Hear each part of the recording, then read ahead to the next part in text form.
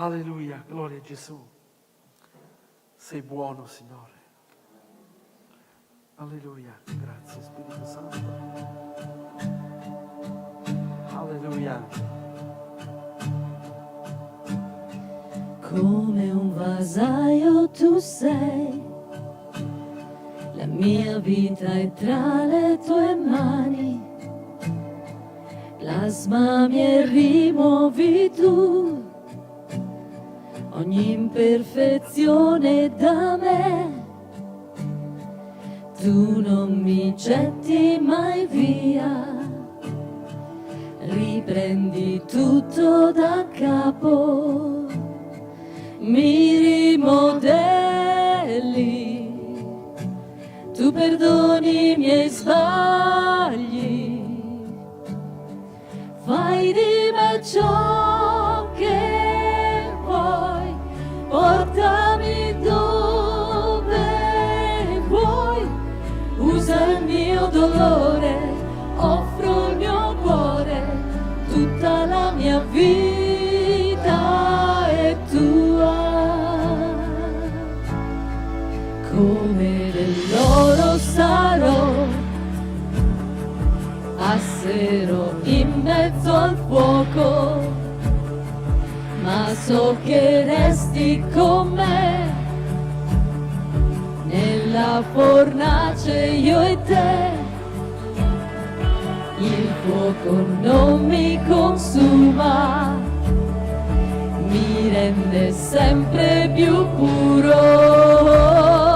Io sarò come te, a tua immagine,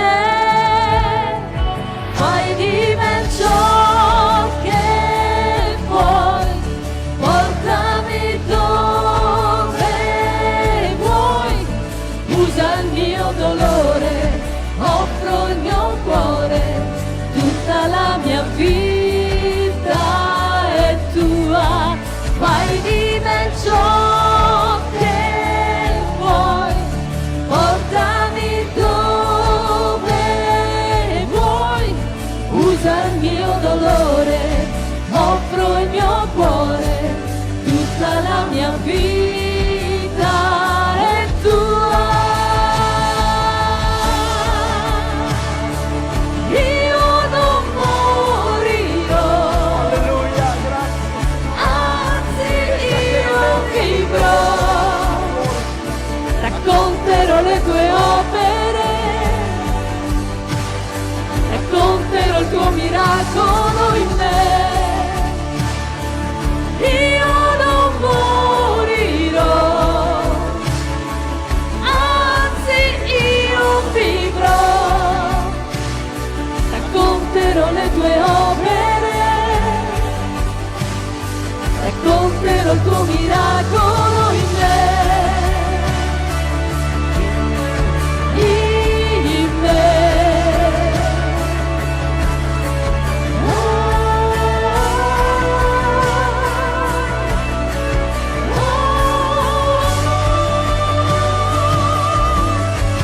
Fai di me ciò che vuoi, portami dove vuoi, usa il mio dolore, offro il mio cuore, tutta la mia vita è tua, fai di me ciò che vuoi, portami dove vuoi, usa il mio dolore, offro il mio cuore, tutta la mia vita è tua.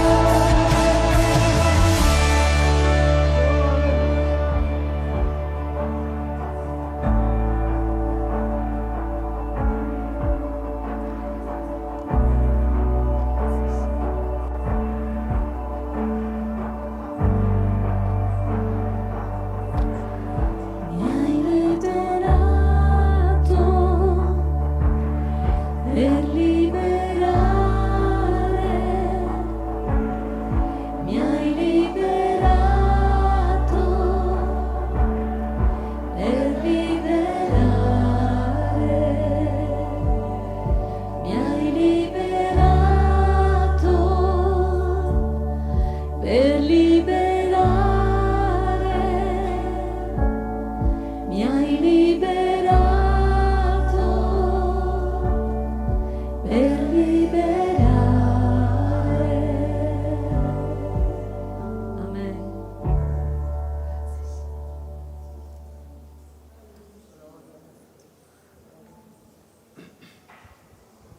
Gloria a Dio.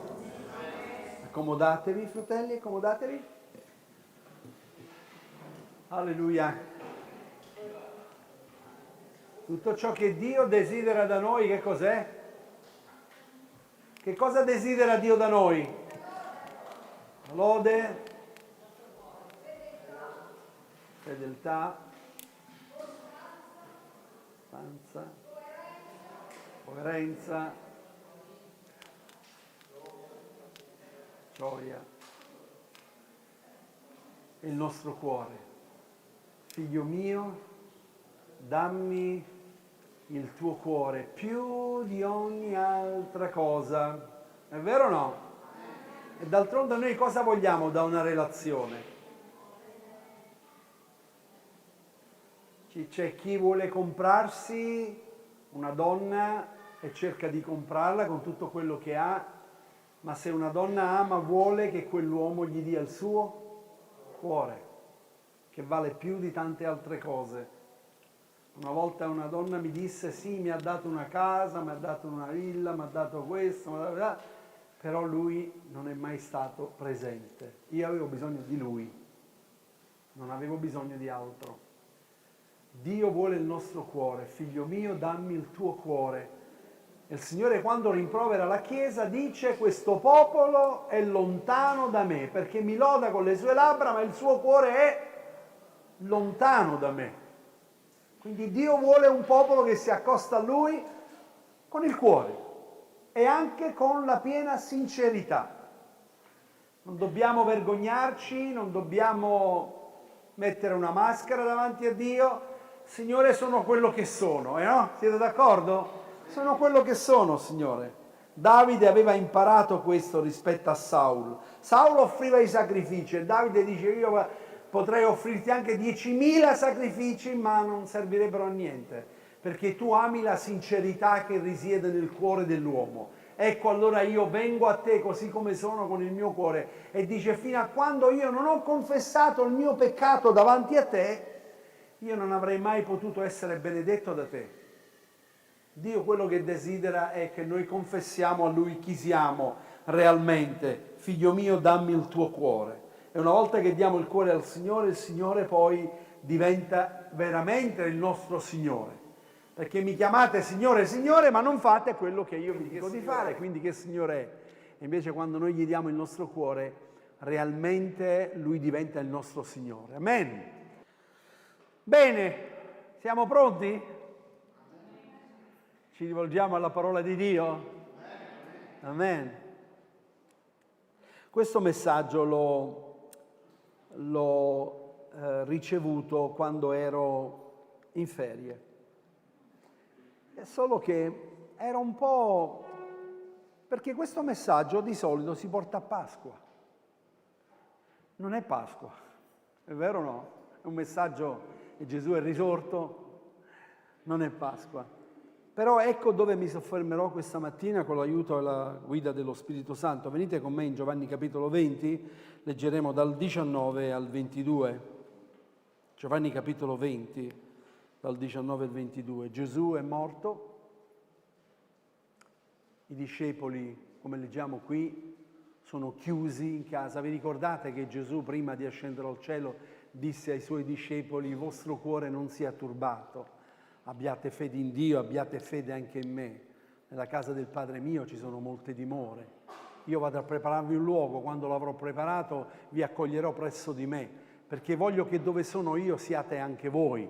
Questo è quello che il Signor Gesù gli aveva detto, e gli aveva detto di non preoccuparsi perché sarebbe risorto.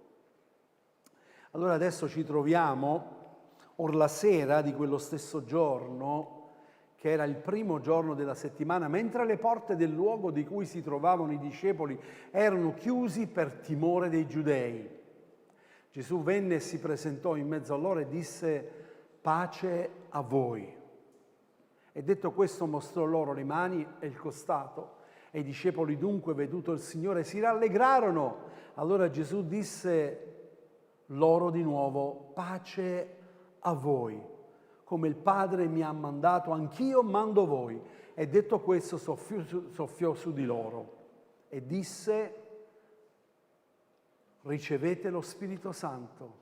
A chi perdonerete i peccati saranno perdonati e a chi li riterrete saranno ritenuti. Gloria a Dio. Stamattina voglio parlarvi di porte chiuse.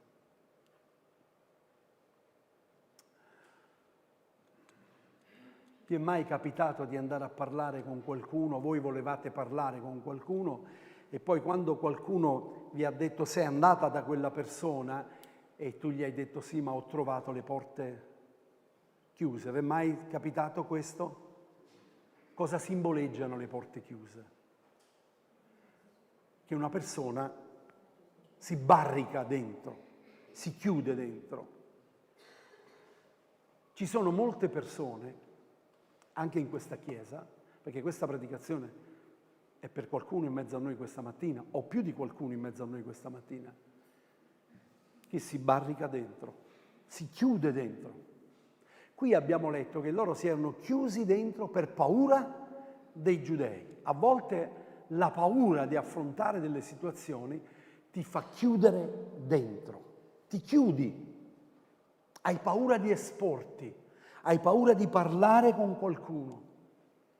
Però la paura è un sentimento positivo, è fondamentale per la sopravvivenza, utile per proteggerci, è dannoso quando è patologico, quando diventa un po' un blocco paralizzante.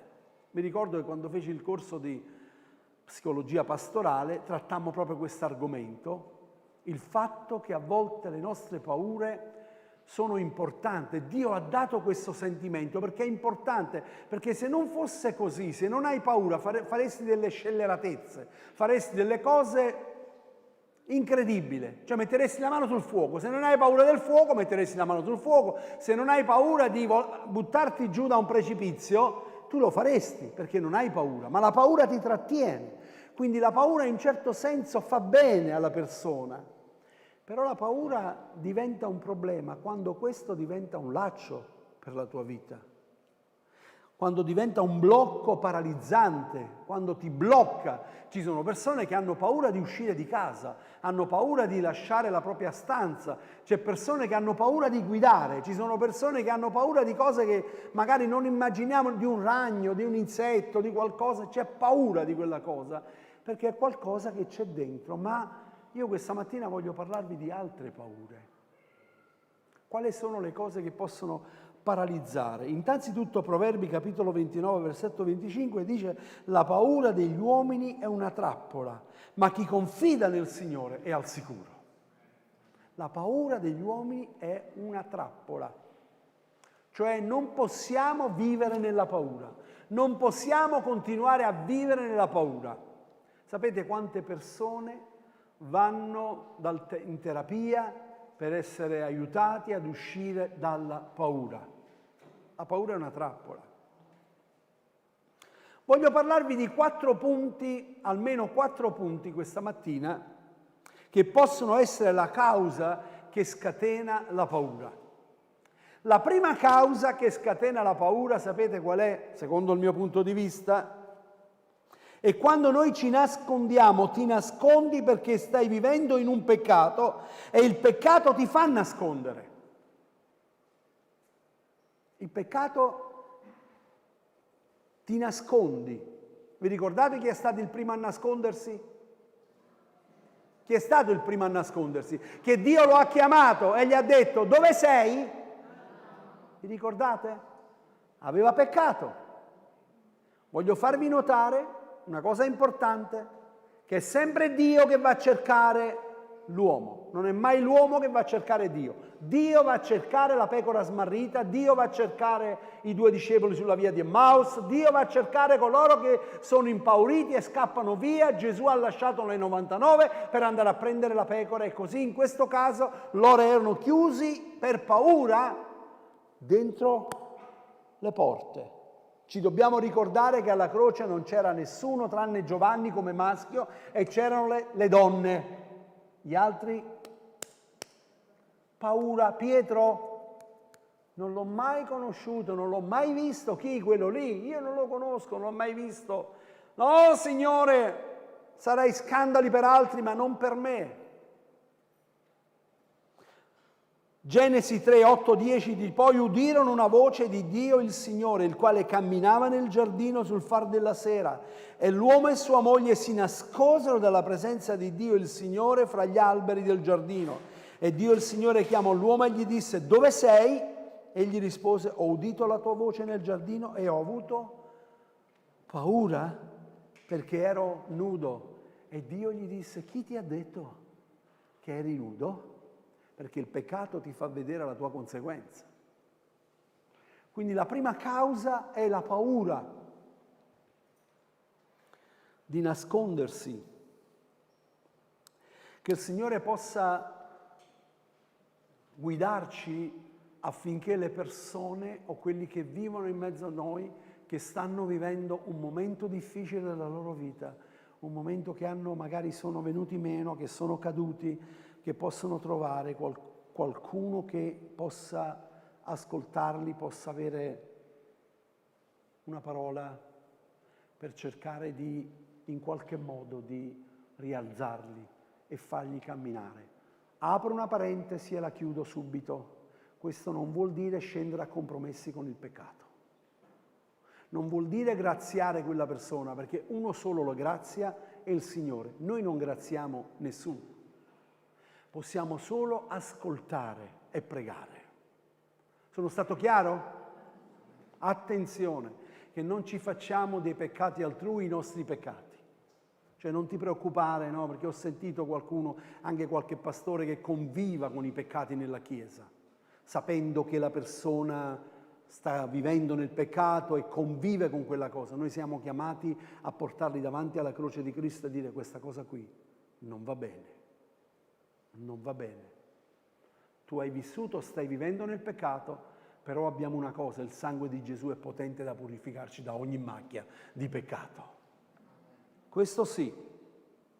La paura del giudizio degli altri, questo è un altro aspetto. Ma sapete cosa ho imparato in questi anni di ministero pastorale, in tutti i miei anni di ministero pastorale? Ho imparato che le persone hanno più paura del giudizio della gente che del giudizio di Dio. Hanno paura di quello che tu pensi di loro, ma non ciò che Dio pensa di loro. Mi sono spiegato? Cioè questo è un controsenso. Perché tu non vedi Dio, tu non hai paura di Dio. O meglio, non hai il timore di Dio, ma invece di quello che gli altri pensano di te. Dovremmo prima pensare ciò che Dio pensa di me. E di quello che gli altri pensano, lasciamo stare. Lasciamo stare. Genesi 26, 7, quando la gente del luogo gli faceva domande intorno a sua moglie, egli rispondeva: è mia sorella. Vi ricordate qual è sta storia? Sì? Ve la ricordate? Aveva paura del giudizio degli altri perché lui era più anziano, lei era bellissima, giovane, quindi aveva paura di dire: è mia moglie. Il giudizio degli altri. E quindi cosa fece? Scese nel peccato. Perché disse una bugia, ma grazie a Dio che il Signore ci viene incontro, perché non permise, vi ricordate, al re di prendersi e coricarsi con la moglie.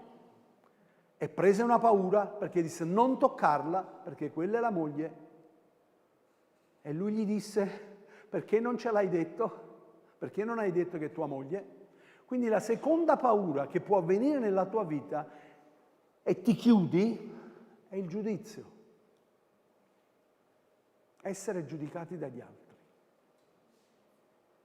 E vi posso garantire che purtroppo questo, nella società in cui viviamo, dove ci sono i like, no? Tutti i like, dove mi piace, bello, mi piace, tutti i like, essere approvati, avere 5.000 amici, io ne ho 4.000 e passa su Facebook, ne conoscerò forse un centinaio, gli altri chi li ha mai visti? Però ti chiedono l'amicizia, tu gliela dai. A me l'importante è parlargli del Signore, quella è la cosa più importante. Però queste cose qui hanno fatto togliere la vita a qualcuno, o più di qualcuno si è tolto la vita. Perché è stato criticato, perché è stato giudicato, perché non è stato approvato, perché lo hanno preso in giro, e quella persona debole si è tolto la vita. Il giudizio altrui ti fa chiudere dentro di te, vergognarsi. C'è un altro punto, terzo punto, è sentirsi indesiderati. Ascolta, ti sei mai sentito un pesce fuor d'acqua? Ti sei mai sentito indesiderato? Da dove è partito questo? Forse dai tuoi genitori. Perché i tuoi genitori poi ti hanno fatto sapere tu sei venuto ma per sbaglio. Provate a immaginare cosa succede nella mente di un bambino o di una bambina per dire tu sei venuto ma non ti volevamo, purtroppo sei venuto. Oppure chi dice io volevo una femminuccia, un maschietto, è nata una femminuccia e poi ne è nata una seconda. Sentirsi indesiderati. Questo ti fa chiudere. Non ti permette anche in mezzo agli altri di esporti, di parlare, di dire qual è il tuo pensiero, perché ti vergogni di esprimerti. Sei stato talmente condizionato da quello che ti hanno detto che tu hai paura anche di quando sei in mezzo agli altri, specialmente quando, se tu sei ancora con uno o due persone, riesci ancora a comunicare, a parlare, ma quando sei in mezzo a un numero di persone fai fatica ad esporti, a parlare, ad aprirti. E questo crea delle porte, una barriera, una porta. C'era un ragazzino che da piccolino era un figlio di un re, poi capirete chi è. Da piccolino la balia nel correre, che ce l'aveva in braccio, cadde e si spezzarono le gambe di questo bambino. Di chi sto parlando? Di Mefiboset. Vi ricordate quando Davide dice posso fare del bene ancora a qualcuno della casa di Davide? Di Saul? Vi ricordate cosa? Ah sì, c'è un ragazzino che lì, poveretto, è nato.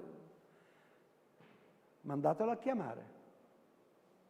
E quando lo mandano a chiamare, sapete quali sono le parole che dice Mefiboset? Mefiboset dice così, seconda Samuele, capitolo 9, versetto 8. 9-8. Mefiboset si inchinò profondamente e disse: che cos'è il tuo servo, che tu ti degni di guardare un cane morto come sono io? Si sentiva, era il nipote di Saul, si sentiva un cane morto. Ascolta, ti senti per caso tu che stai qui questa mattina un cane morto? A chi sto predicando questa mattina? Ti senti tu un cane morto? Perché io so che sto predicando a qualcuno. Ti senti tu chiusa, da non esporti, da non parlare di questi motivi, di questi argomenti che io sto trattando adesso?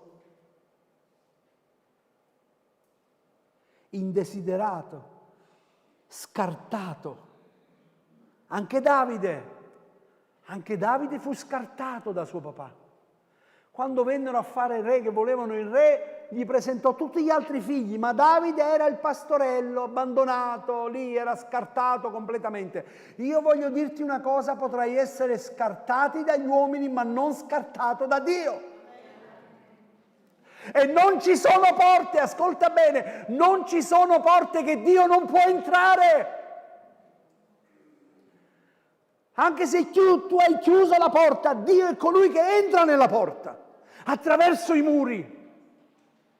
E questa mattina è quello che Lui vuole fare. Lui vuole entrare nel tuo cuore, nella tua porta che tu hai chiuso. Lui desidera entrare. Quarto punto, la paura di essere giudicati. Essere giudicati dagli altri. Hai paura di essere giudicati dagli altri. Eppure la parola di Dio dice, è meraviglioso, non c'è dunque più nessuna condanna per coloro che sono in Cristo Gesù. Wow! E se Gesù non mi condanna, che mi interessa della condanna degli uomini? È questo quello che dobbiamo comprendere. E il diavolo invece vuole farti sentire sempre indegno e condannato, perché tutto è andato male. È fallito il tuo matrimonio, sono successe cose incredibili, ti senti in colpa per tante cose. Attenzione a sentirti in colpa, alzati e ringrazia il Signore. E togliti di dosso la polvere, scuotiti la polvere di dosso, perché colui che ti ha creato non ti lascia e non ti abbandona, mai. Il pastore della Chiesa ti abbandona, ma Dio non ti abbandona mai. I discepoli non erano in preghiera in quella stanza, troviamo che stavano pregando, erano riuniti a porte chiuse, avevano paura, mi aspetto che stanno pregando il Signore o no? Non stanno pregando, non stanno facendo niente di, almeno quello che leggiamo, non stanno facendo questo, non stanno pregando, non stavano cercando Dio, ma cosa succede? Che Gesù è in cerca di loro. Gesù conosce la tua condizione come conosceva la loro condizione, le loro paure, le loro perplessità. E guardate la cosa meravigliosa di Gesù, che non lo capirò mai, forse un giorno lo capirò appieno, forse un giorno. Allora, Gesù gli ha spiegato della sua morte, Gesù gli ha detto quando sarebbe risorto, Gesù gli aveva detto a Pietro e tutti avevano sentito, il gallo non canterà che tu mi avrai rinnegato 3 volte, Pietro. Cioè, Gesù ha parlato con loro e aveva detto non vi preoccupate, non temete, non avete paura. Gesù si presenta a quella porta. Ora ditemi la verità. Se fosse stato qualcuno di voi, o io, che sono ritornato, la prima cosa che voi direste a questi che sono presenti, cosa gli avreste detto? Onestamente, non avete capito niente. Sono stato 3 anni con voi. Avete visto di tutto. Vi ho parlato, vi ho detto le cose. Li avrebbe rimproverati, sì o no? Era normale farlo?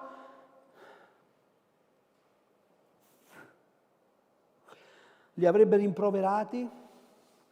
Avrebbe parlato a loro rimproverandoli? Gesù non li accusa di niente.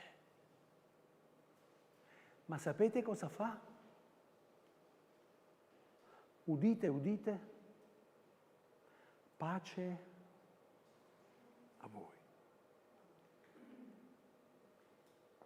Gesù entra nella tua vita e non ti rimprovera del tuo passato. Gesù entra nella tua vita e non ti rinfaccia di nulla. Mi stai ascoltando? Sì? Gesù non è qui per rinfacciarti né per... Gesù è qui per portare pace alla tua vita, per portare pace al tuo cuore. Sto parlando anche a quelli che mi stanno ascoltando da lì. Magari è un tempo che non vai in chiesa e ti vergogni di andare in chiesa. Ti vergogni del giudizio degli altri. Bene, voglio dirti che questa mattina Gesù viene in casa da te. Viene in casa tua. Alleluia. Non ci sono stanze chiuse che Dio non possa entrare. Non ci sono stanze chiuse che Dio non possa entrare. Pace a voi. Mentre le porte del luogo dove erano radunati i discepoli erano serrati per paura dei giudei, Gesù venne e si presentò a loro in mezzo e disse: pace a voi. Wow, quella pace di Gesù. Wow, quella pace di Gesù. E detto questo mostrò loro le mani, i costati, e i discepoli dunque vedendo il Signore si rallegrarono, gioirono. I giudei erano ancora fuori, no? I giudei non erano andati via, loro avevano paura dei giudei, ma erano ancora fuori i giudei. Quindi cosa avvenne? Che il loro cuore iniziò a rallegrarsi.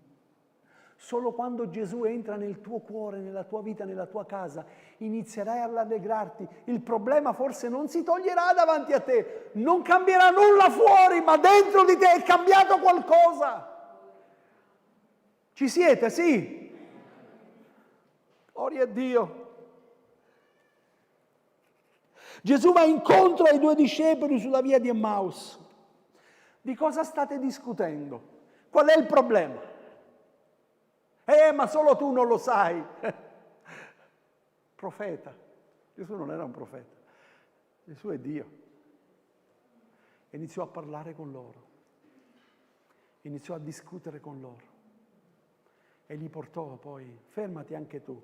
Loro avevano paura, è tardi. Entra anche tu qui perché è pericoloso, è tardi. Entra dentro nella locanda. Gesù prende il pane e lo spezza. E nello spezzare il pane hanno riconosciuto Gesù. Lui si è spezzato per noi.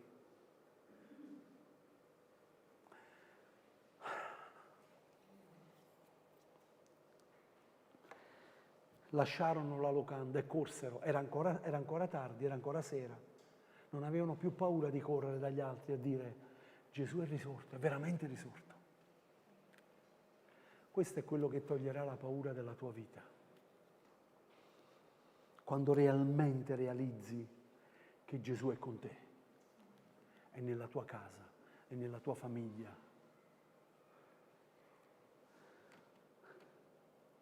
Gesù entra dove la paura ha chiuso le porte. Pace a voi, non li rimprovera per la loro incredulità, non li accusa di nulla, ha un solo desiderio, quello di portare pace. Pace a voi. Non so se voi avete notato questo aspetto. Per ben 2 volte Gesù dice pace a voi. Avete notato? Perché? Guardate che nulla a caso nella scrittura, non c'è niente a caso nella scrittura. La prima volta che Gesù dice pace a loro è per portare pace nei loro cuori. Loro avevano bisogno di sentirsi la pace di Dio nel proprio cuore. Ed ora guardate la seconda volta. E detto questo mostrò loro le mani e i costati, e i discepoli dunque vedendo il Signore si rallegrarono. Poi Gesù di nuovo disse loro pace a voi, come il Padre ha mandato me, così io mando voi. Quindi la seconda pace sulla loro vita è la missione, è il mandato. Se tu non hai pace da parte di Dio, non puoi uscire ad evangelizzare. Siete d'accordo o no? Tu non puoi muovere. Dove vai? A chi racconti? Cosa racconti? Se hai ancora paura, se non c'è pace nel tuo cuore, tu hai paura di dire agli altri ciò che sei. Ecco perché io mi metto a cantare sulla piscina, sulla doccia, io canto dappertutto, anche in bagno. Se c'è qualcuno in bagno con me, io canto in bagno. Non mi importa. Perché da quando Gesù mi salvò sento pace, allegrezza e gioia. Canto tutti i canti dei vecchi, sono vecchio. Da quando Gesù mi salvò, sento pace, allegrezza e gioia nel cuore. Da quando Gesù mi salvò, ho promesso al Signore di servirlo col cuore. Da quando Gesù mi salvò, vivo l'anima mia nel grande suo amor. Da quando Gesù mi salvò, da quando Gesù mi salvò, da quando Gesù mi salvò, ho promesso al Signore di servirlo col cuore. Da quando Gesù mi salvò. Amen. Alleluia! Alleluia! È un cristianesimo finto, falso, non serve a niente se Gesù non è venuto nella tua vita. Lui dirà un giorno: non ti ho mai conosciuto. Pensa a quel giorno: non ti ho mai conosciuto. A me non importa, dammi un microfono, dammi una piazza. Ieri sono passato per la piazza di Marostica, ho visto, sono i concerti, sono, non so, 2000 sedie, non so quanti sono là. Magari mi dessero a me quel posto a predicare, anche questa mattina sarei andato lì, qui non sarei venuto, non mi avreste visto. Sarei andato lì. E vi dirò di più. Una volta gliel'ho detto a un prete, perché mi hanno dato un momento perché facemmo un funerale in una chiesa cattolica. E questa sorella che morì chiese se io potevo fare il funerale in chiesa cattolica. E noi andammo. Silvia, ti ricordi? Andammo in quella chiesa cattolica. Mi ricordo ancora, alla fine uscì il prete che era in fondo con sta veste addosso, che poi voleva darmi anche a me quella tunica per predicare. Dice: ma lei predica così? Ho detto: sì, predico così. Lui voleva darmi e io mi misi a predicare, alla fine lui mi venne ad abbracciare e io predicai. Allora gli dissi: guardi, perché dissi: che bella predica che ha fatto al funerale, ma veramente bella. E io dissi: guardi, se lei vuole che io venga domenica prossima, io vengo domenica prossima. Sì, se lei mi dice, io guardi, tranquillamente, dico alla chiesa per un mese e mezzo, 2, io sono in chiesa là a predicare, non vi preoccupate. Io tutte le domeniche sto qua a predicare l'Evangelo. Una volta ricordo a un cimitero abbiamo fatto il funerale, il culto. Ho predicato così con tanta forza, mi sembrava che i morti uscissero dalle tombe. Ho detto: qua adesso anche i morti si alzano e dicono. Fratelli, se sei un cristiano e non racconti agli altri ciò che Dio ha fatto per te, sei un cristiano morto. Mi volete bene? Sì, ancora, perché non ho finito.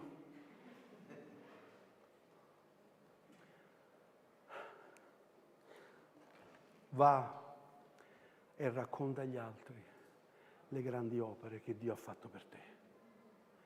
Io mi sono incontrato con Cristo risorto. Una volta, quando siamo andati in America, e concludo con questo, quando siamo andati in America c'era lì, la maggior parte sono tutti cristiani di fede evangelica. In America in ogni angolo c'è una chiesa, che poi predicano di tutte e più, vabbè, comunque quello non importa. Comunque c'era uno che vendeva le magliette. Voi sapete che io non parlo una parola in inglese, una. Infatti mi stavano mettendo in galera perché, non parlando una parola in inglese, pensavano che io, perché ero dietro alle casse, pensavano che io aspettavo che quella mi guardava delle casse e aspettava Lisa che usciva da lì, invece quello pensava che io facevo una rapina, ha chiamato i carabinieri, la polizia è arrivata, mi hanno messo faccia al muro, io non parlavo una parola in inglese, l'unica cosa che ho detto: mia moglie è qui, quindi hanno chiamato mia moglie e mi è venuta a salvare, se no sarei in America in galera. Vabbè, comunque, mi ricordo che questo qua vendeva le magliette e vendeva con le scritte cristiane. Allora io dico a Lisa: digli, ma lui è un cristiano, perché sai, vendi le cose cristiane ma non sei un cristiano. Lui era bassino, ma era cicciottello. Allora, quando lei gli disse, lui ha detto, mia madre ha chiesto se tu sei un cristiano, lui venne vicino a me, dice proprio: qua, e mi guardò e mi disse: io un cristiano? Io sono un discepolo di Gesù Cristo. Io rimasi un cristiano, sono un discepolo di Gesù Cristo. Quindi non è che io vendo le magliette, io sono qui per testimoniare dell'Evangelo di Gesù Cristo. Fratelli, è tempo, e concludo, che la Chiesa di Gesù Cristo smetta di essere religiosa, e predica l'Evangelo alle persone che sono intorno a te. Sai perché? Perché un giorno il Signore te lo dirà. Ti ho portato lì, ti ho fatto entrare in quel luogo, tu ti sei trovato in quel posto, in quella casa, ti ho portato lì, sai perché? Perché avevano bisogno di ricevere una parola. Poteva il Signore chiamare angeli per evangelizzare, sì o no? Sì, ma si è servito di noi. le cose che non sono, le cose che non hanno senso. Io ho scelto le cose che non sono per svergognare quelle che sono. Gli ultimi. E allora questa mattina voglio dirti che il Signore vuole fare un'opera nella tua vita. Vuole entrare in quella stanza che tu hai chiuso. Mi sono spiegato bene? Perché non so per chi è questa predicazione, non lo so. Ma sono sicuro che Lui sta parlando a un cuore, che tu hai chiuso le porte per vergogna. Ti sei chiuso. Il Signore ti ha chiamato, ti ha salvato, ti ha scelto per essere un suo fedele testimone. E davanti a Lui non devi vergognarti di nulla.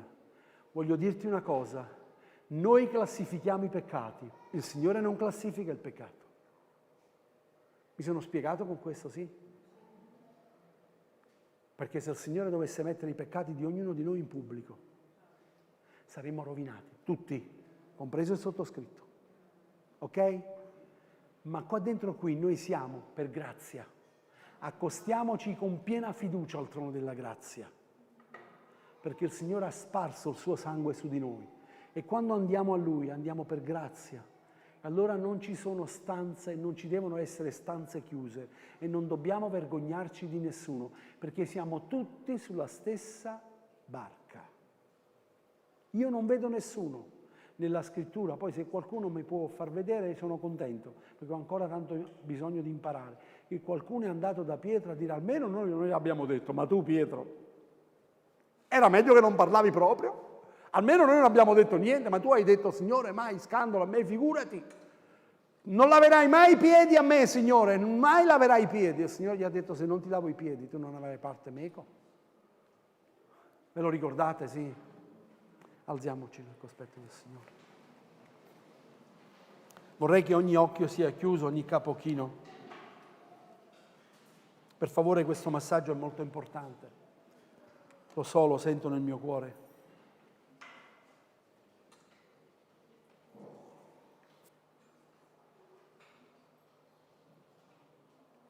A volte la musica aiuta in questo, no? Aiuta tanto. Siamo senza. Però io confido nello Spirito Santo che sa fare le cose meglio di tutto. Ora io voglio solo dire, Signore, io ho predicato la Tua parola. Non so se sono stato all'altezza, però confido nello Spirito Santo affinché questa persona o queste persone che sono qui presenti, miei fratelli, mie sorelle in Cristo, si sono chiusi in una porta, hanno paura di esporsi, di aprire. Signore, Tu vuoi entrare in questa porta. C'è una cosa da fare questa mattina.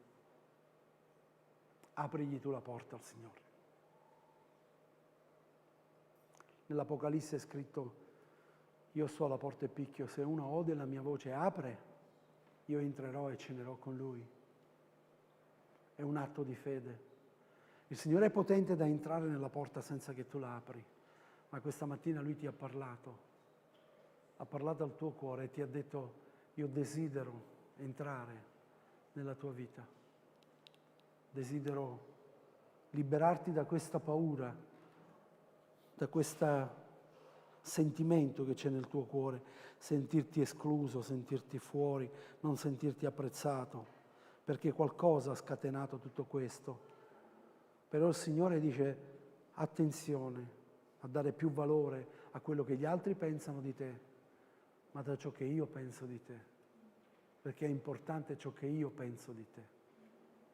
Allora per favore, mentre ogni occhio è chiuso, ogni capo è chino, se c'è qualcuno in mezzo a noi che desidera che io possa pregare per lui o per lei, vieni pure qui davanti, voglio pregare per te, voglio pregare insieme con te.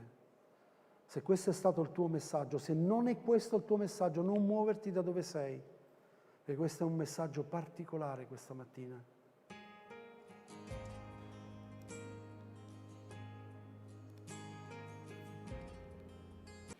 Signore, al termine di questo culto, come non possiamo soffermarci, Signore, e ringraziarti. Ringraziarti per la tua presenza, ringraziarti per la tua parola, per quanti cuori, Signore, che questa mattina hai visitato, hai parlato, per quanti, Signore, che erano venuti qua con una necessità e, Signore, il tuo Spirito Santo ha rivelato e ha parlato. Signore, grazie per questo, perché manifesti ancora una volta la tua grazia rivolta alla tua Chiesa e di questo noi siamo onorati, Signore.